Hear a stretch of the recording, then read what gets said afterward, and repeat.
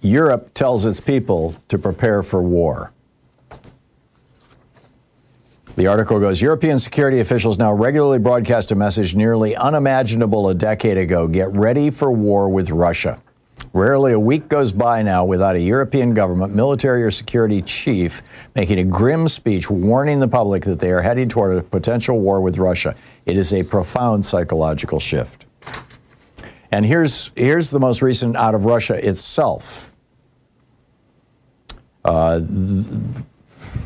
This was the Hungarian foreign minister, Peter Szartato, who claimed that Europe was preparing for a war against Russia. Now, this is the Hungarian security chief.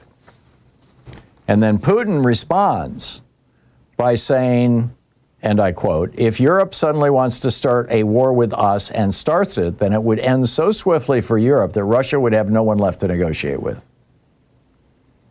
And then Putin is followed on Russian television by Vladimir Solovyov, who is one of Russia's leading kind of, what would you call it, Glenn Beck of Russia, or the Sean Hannity of Russia, who says, and I quote, once again, we will have to destroy Berlin and enter this godforsaken city. Once again, we will have to enter Paris. Once again, we will have to liberate Vienna. Well, perhaps the Austrians will reconsider. It doesn't mean that we want this, but one of the principles postulated by our Supreme Commander-in-Chief, that's Putin, is that when we are forced to act, then we will act. When he gave this speech, he was holding a Russian flag and he was dressed in camo. In army fatigues. Meanwhile, Sergei Lavrov, the Russian foreign minister, I've met this guy. He's quite a presence. He's very tall, very big guy. The deep voice, speaks perfect English. He says it's good that Donald Trump, that the White House understands Kremlin's demands for peace. He also said that Donald Trump has promised Lavrov, promised Putin, promised Russia that Ukraine is going to give up territory as part of a peace settlement. He said the Trump administration understands that, quote, territories where Russians have lived for centuries should once again become part of Russia. He was specifically referring to Donetsk, Luhansk, Kherson, Zaporizhia, and Crimea. And then Trump announced to Kyiv, to Zelensky, you must accept my platinum offer of security guarantees in exchange for ceding territory to Russia. In other words, you must do what Putin wants and give them the Donbass region and Donetsk and Luhansk, which, by the way, the Russians don't currently control. Moscow is also insisting that Ukraine be banned from joining NATO.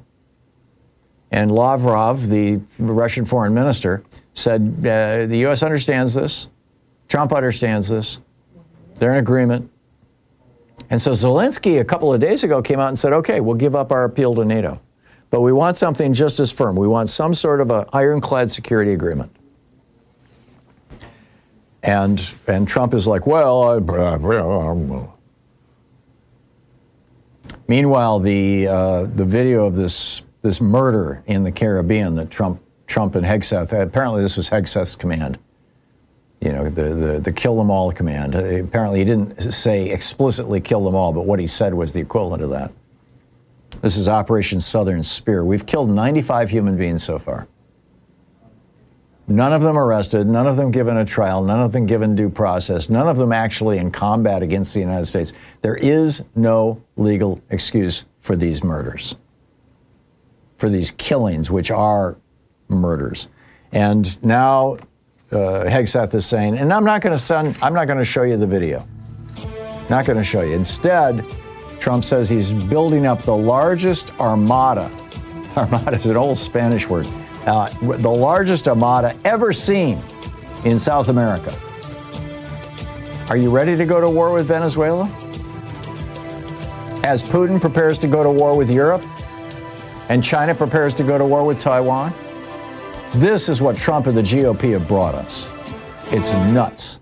You're listening to the Thom Hartmann Program. Call 202-808-9925. I mean, we will find out tonight what's going on, but this complete blockade of all oil tankers out of Venezuela, that's an act of war. There's no other way to describe it. Your calls